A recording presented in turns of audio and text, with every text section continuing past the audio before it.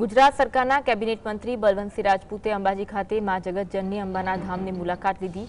મંદિરે પહોંચતા અંબાજી મંદિર દેવતાની ટ્રસ્ટ દ્વારા તેમનું ભવ્ય સ્વાગત કરવામાં આવ્યું। મંત્રીએ માતાજીના ચરણોમાં શીશ નમાવી આશીર્વાદ મેળવ્યા અને રાજ્ય તથા દેશના હિત માટે પ્રાર્થના કરી હતી। મંદિરના મુખ્ય પૂજારીએ તેમને તિલક કરી ચૂંદડી ઓઢાડી આશીર્વાદ આપ્યા હતા, જ્યાં ભટ્ટજી મહારાજે રક્ષા કવચ બાંધી શુભેચ્છાઓ પાઠવી। બનાસકાંઠા જિલ્લા કલેક્ટર પણ આ દરમિયાન મંત્રી સાથે હાજર જોવા મળ્યા હતા। राज्य અને દેશ સહિત માતાજીને પ્રાર્થના કરવામાં આવી હતી। માતાજીના ચરણોમાં શીશ ઝુકાવીને આશીર્વાદ મેળવ્યા હતા। તો અંબાજી મંદિર દેવસ્થાન ટ્રસ્ટ દ્વારા તેમનું ભવ્ય સ્વાગત કરવામાં આવ્યું હતું। ગુજરાત સરકારના કેબિનેટ મંત્રી બલવંતસિંહ રાજપૂતે અંબાજી ખાતે માં જગતજનની અંબાના ધામની મુલાકાત લીધી હતી। મંદિર પહોંચતા અંબાજી મંદિર ટ્રસ્ટ દ્વારા તેમનું ભવ્ય સ્વાગત કરવામાં આવ્યું।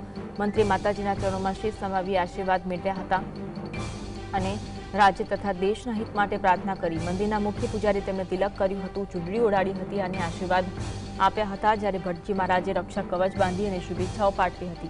बनासकांठा जिल्ला कलेक्टर पण आ दरमियान તેમની સાથે હાજર રહેતા જોવા મળ્યા હતા।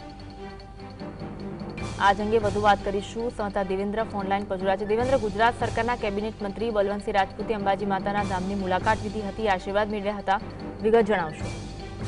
जी ચોક્કસપણે કહેવામાં આવે તો આજે પ્રકારે જે યાત્રાધામ અંબાજી છે ત્યારે અહીંયા અનેકો નેતા અને અભિનેતા આવતા હોય છે અને આજે જે ગુજરાત રાજ્યના કેબિનેટ મંત્રી બલવંતસિંહ રાજપૂત છે તે અંબાજી ધામે પહોંચ્યા હતા અને ધામે પહોંચતા અંબાજી મંદિર પહોંચતા તેમના મંદિર ટ્રસ્ટ વતી તેમનું સ્વાગત કરવામાં આવ્યું હતું અને ત્યારબાદ તે મંદિરમાં માતાજીના સમક્ષ શીશ નમાવ્યું હતું અને માતાજીથી આશીર્વાદ લઈને ધન્યતા પણ અનુભવી હતી। તો કહી શકાય કે જે મંત્રી જે કેબિનેટ મંત્રી જે છે તે માતાજીનું દર્શન કર્યા બાદ રાજ્ય અને દેશ માટે દેશના હિત માટે માતાજીથી પ્રાર્થના પણ કરી હતી અને ત્યારબાદ માતાજીનો આશીર્વાદ લીધા બાદ તે બલવંતસિંહ રાજપૂત તે જે ડિજિટલાઇઝેશન છે તેનો શુભારંભ કરવામાં આવ્યો હતો। વિશ્વ પ્રસિદ્ધ યાત્રાધામ ખાતે યાત્રીલક્ષી સેવાઓ, ડોનેશન, પ્રસાદ વિતરણ, સાડી કેન્દ્ર, ભાદરવી પૂનમ, નોંધણી પ્રક્રિયા તથા અન્ય અનેકો સુવિધાઓ જે ડિજિટલાઇઝેશન છે તેમને રિબિન કાપીને મંત્રીએ શુભારંભ કરાવ્યું હતું।